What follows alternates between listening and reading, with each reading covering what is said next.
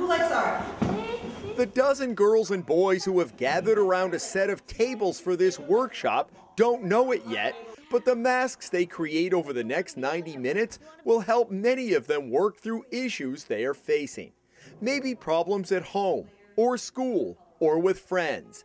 And they will share their feelings of frustration, happiness, or worry. This is kind of me being sad with a little bit of happiness there. The kids are candid, and the atmosphere at this studio in the heart of Pawtucket's Hope Artiste Village is one of safety and support. It's what you might expect at a place called PeaceLove Studios. Peace of mind and love for yourself. Our vision was when you walk in the doors here, we don't care who you are, what you got, doesn't matter. We're all, we're all people. Jeff Spar co-founded PeaceLove in 2009 with his cousin, Matt Kaplan. Their mission? To help people facing mental health issues through art. The numbers tell the story. 1 in 4 Americans has a diagnosed mental illness, but 2 out of 3 will not go for help because of a perceived stigma. Spar knows it all firsthand. A star tennis player at Ohio State who came back to Rhode Island to run his family's textile business, he has suffered most of his life from OCD, obsessive-compulsive disorder. Desperation pushed him toward expressive art. Mental illness robs you of a sense of control, and I was immediately attracted to the sense of control. When I painted, I was in control.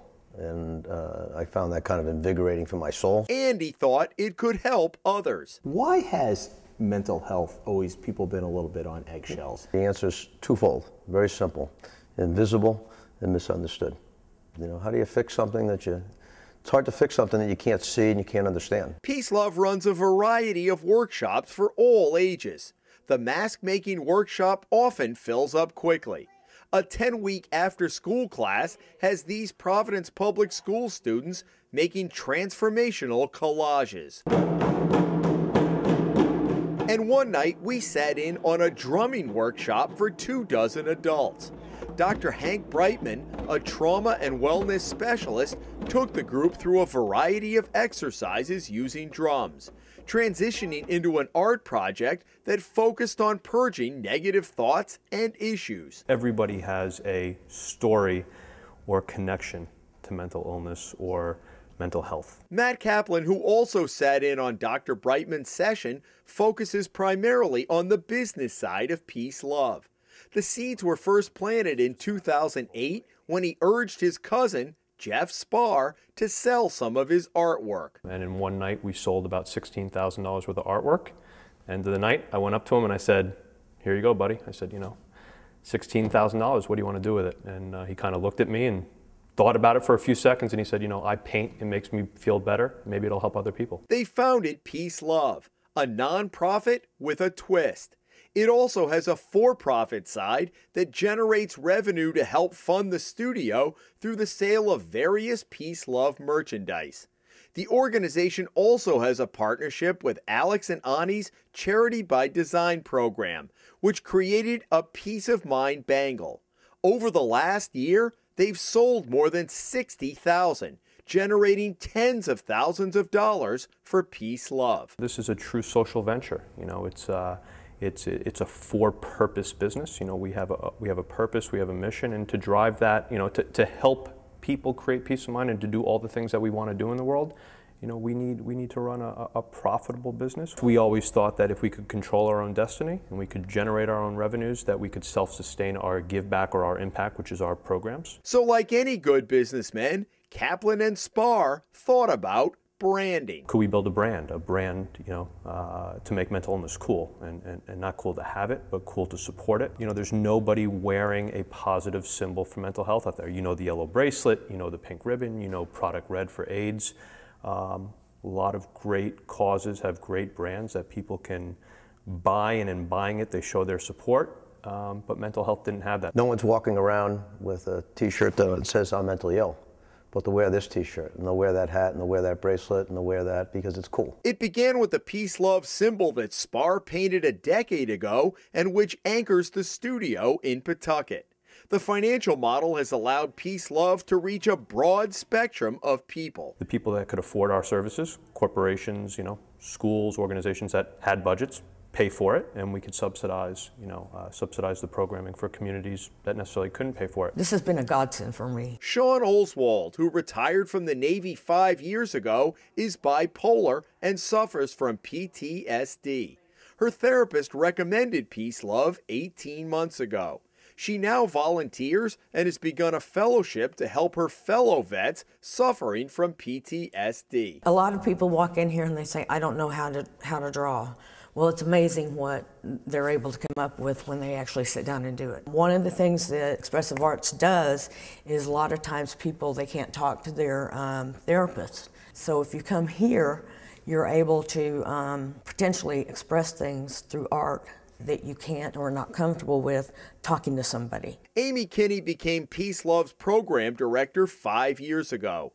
Earlier in her life, she experienced a mental breakdown and tried to commit suicide. How did your own issues and your breakdown affect what you do now? They're really the guiding force for me. I've struggled with depression and anxiety my whole entire life, but it wasn't until my late 20s that I really acknowledged it. And I was actually on an inpatient unit at a psychiatric hospital, and I saw another patient doodling, and I thought, well, I got nothing else to do. She is the inspiration behind most of the programs here. With the mask making, it's really about being able to identify yourself and express yourself in a different way, show the world a piece of yourself that maybe you keep hidden, or be able to acknowledge how you might feel two different things at the same time, and how do you express that, and how do you understand that, and the relationship between those two things.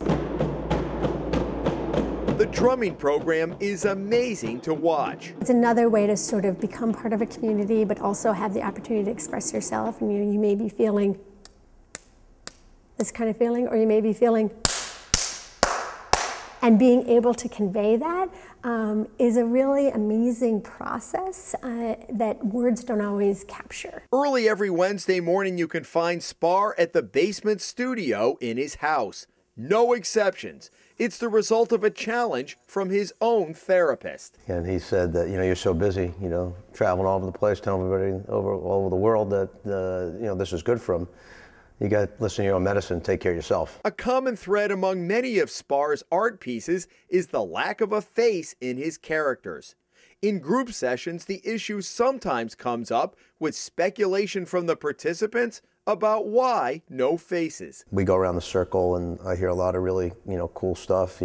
It's the face of mental illness. It could be anybody. And I always say no, and they think I'm much deeper than I really am. The real reason is I can't draw a face.